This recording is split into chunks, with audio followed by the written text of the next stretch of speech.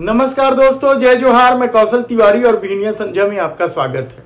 कहने को तो देश के प्रधानमंत्री नरेंद्र मोदी की छवि विश्व गुरु की है।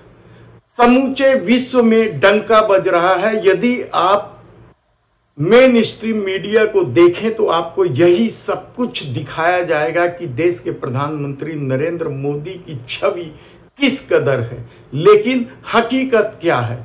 झूठ और फेकम फाक की उनकी छवि इस कदर बिगड़ चुकी है कि आरएसएस को तो भरोसा है ही नहीं। उन्होंने अपने मुख पत्र में पहले ही कह दिया है कि इस बिगड़ी हुई छवि के भरोसे चुनाव जीतना बेहद मुश्किल है। लेकिन ना तो यह बात भारतीय जनता पार्टी समझने को तैयार है और न ही देश के प्रधानमंत्री नरेंद्र मोदी या अमित शाह। यानी किस तरीके से देश के प्रधानमंत्री नरेंद्र मोदी ने पार्टी में अपनी पकड़ बना ली है, लेकिन झूठ बोलने की उनकी जो आदत है वह रुकने का नाम ही नहीं लेती। और यही वजह है कि उनके झूठ को लेकर पूरी दुनिया में कई तरह की चर्चा है। उनके झूठ की वजह से कई बार पार्टी को हंसी का पात्र बनना पड़ता है या फिर उनके समर्थकों अपमानजनक स्थिति से भी गुजरना पड़ता है। और पिछले दिनों तो जिस तरीके से कोरबा की सांसद ज्योत्सना महंत ने देश के प्रधानमंत्री नरेंद्र मोदी पर प्रहार किया है, उनके झूठ पर प्रहार किया है, उससे छत्तीसगढ़ के भारतीय जनता पार्टी की बोलती बंद हो गई है। छत्तीसगढ़ में भारतीय जनता पार्टी की सरकार है।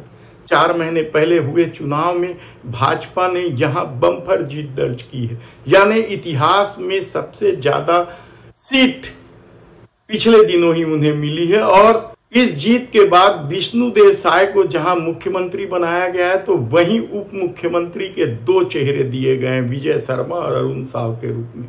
यह अलग बात है कि अरुण साव प्रमुख दावेदार थे मुख्यमंत्री के, लेकिन उन्हें उप मुख्यमंत्री से संतोष करना पड़ गया। लेकिन दूसरी तरफ जिन सीटों में घमासान है उनमें एक सीट है ज्योत्सना महंत की। इस सीट को जीतने के लिए भारतीय जनता पार्टी ने क्या कुछ जतन नहीं किया, पोस्टर वार तक किया और ज्योत्सना महंत को लापता तक बताया। और इसी बात को लेकर शायद ज्योत्सना महंत मौके की तलाश में थी और उन्हें मौका मिल गया। भारतीय जनता पार्टी ने ज्योत्सना महंत को हराने के लिए एक महिला उम्मीदवार दिया है। दुर्ग में सांसद रही सरोज पांडे को कोरबा से उतारा है। और कोरबा में क्या सरोज पांडे जीत दर्ज कर पाएगी, यह बड़ा सवाल है, क्योंकि कोरबा क्षेत्र में कांग्रेस के दिग्गज नेता चरणदास महंत की अपनी छवि है, उनकी अपनी पकड़ है। और यही वजह है कि विपरीत परिस्थिति में भी विधानसभा के चुनाव चरणदास महंत न केवल जीत गए बल्कि नेता प्रतिपक्ष है विधानसभा में। तब ऐसी स्थिति में कांग्रेस ने ज्योत्सना महंत पर ही दांव आजमाया है। तो भारतीय जनता पार्टी यहां पूरी ताकत से चुनाव प्रचार कर रही है और किस किस तरीके से मोदी की गारंटी के नाम पर पंचायतों को साधने का काम कर रही है, यह खुद आप ज्योत्सना महंत से सुन लीजिए। पंचायत को 25 लाख रुपए दूंगी, हर पंचायत को 25 लाख रुपए दूंगी। ये 25 लाख रुपए वो हर पंचायत को देंगी। यहाँ पर हजारों हमारी पंचायतें हैं हमारे पूरे लोकसभा में, और एक सांसद को मात्र 5 करोड़ रुपए मिलता है। ये 25 लाख एक पंचायत को कहां से देंगे?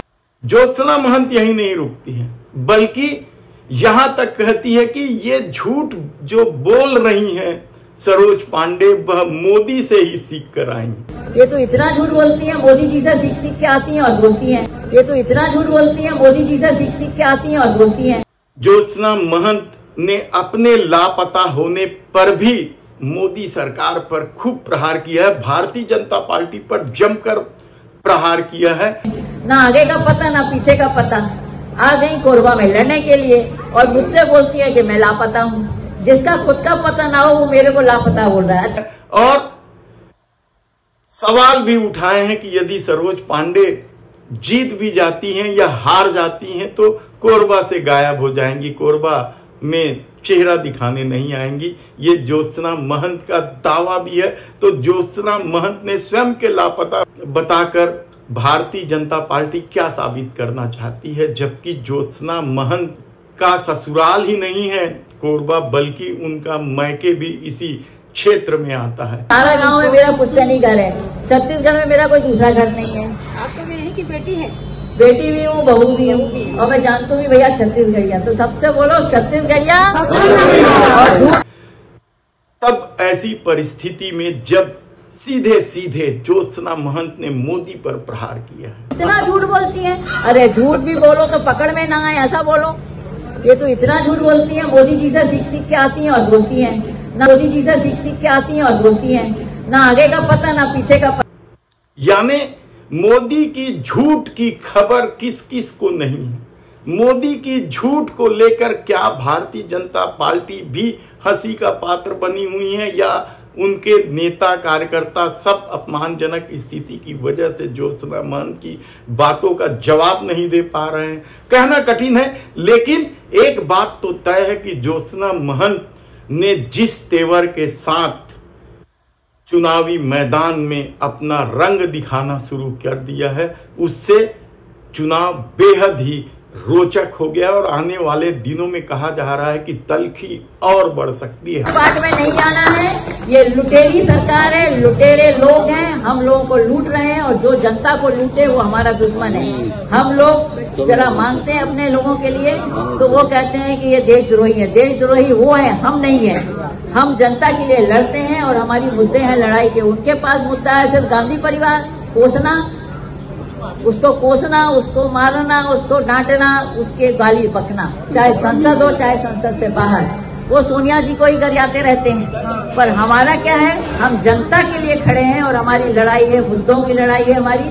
और हमारे मुद्दे हैं बेरोजगारी, किसान न्याय के लिए हम लड़ रहे हैं, मजदूरों के न्याय के लिए लड़ रहे हैं, बेरोजगारों के न्याय के लिए लड़ रहे हैं। तो हमारी न्याय की लड़ाई है और उनकी सिर्फ कांग्रेस से लड़ाई है।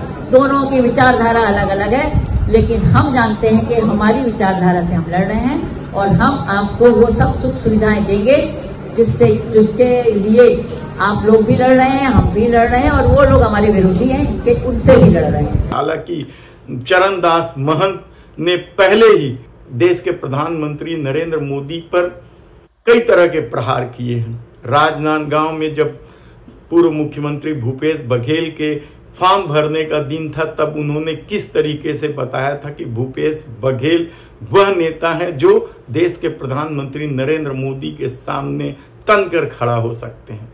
तब ऐसी परिस्थिति में प्रधानमंत्री की जब आदत ही हो गई है झूठ बोलने की, तब इस पर भारतीय जनता पार्टी के पास खामोश रहने के अलावा और कौन सा रास्ता रह जाता है। लेकिन ज्योत्सना महंत जो बेहद सौम्य और सीधी मानी जाती है, उनका प्रधानमंत्री नरेंद्र मोदी को लेकर किए गए इस प्रहार का वीडियो छत्तीसगढ़ में खूब जमकर वायरल हो रहा है। पंचायत को 25 लाख रुपए दूंगी, हर पंचायत को 25 लाख रुपए दूंगी। ये 25 लाख रुपए वो हर पंचायत को देंगी। यहाँ पर हजारों हमारी पंचायतें हैं हमारे पूरे लोकसभा में, और एक सांसद को मात्र 5 करोड़ रुपए मिलता है। ये 25 लाख एक पंचायत को कहाँ से देंगी? इतना झूठ बोलती है, अरे झूठ भी बोलो तो पकड़ में ना आए ऐसा बोलो।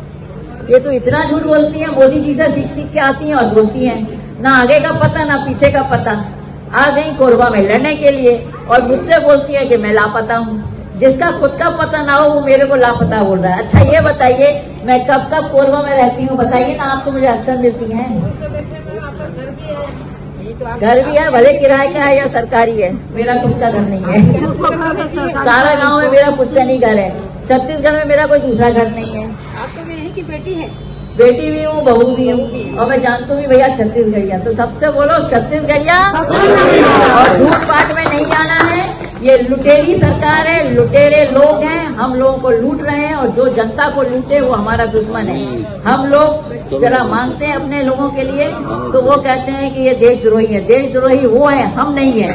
हम जनता के लिए लड़ते हैं और हमारी मुद्दे हैं लड़ाई के। उनके पास मुद्दा है सिर्फ गांधी परिवार कोसना, उसको कोसना, उसको मारना, उसको डांटना, उसके गाली बकना, चाहे संसद हो चाहे संसद से बाहर, वो सोनिया जी को ही गरियाते रहते हैं। पर हमारा क्या है, हम जनता के लिए खड़े हैं और हमारी लड़ाई है, मुद्दों की लड़ाई है हमारी। और हमारे मुद्दे हैं बेरोजगारी, किसान न्याय के लिए हम लड़ रहे हैं, मजदूरों के न्याय के लिए लड़ रहे हैं, बेरोजगारों के न्याय के लिए लड़ रहे हैं। तो हमारी न्याय की लड़ाई है और उनकी सिर्फ कांग्रेस से लड़ाई है।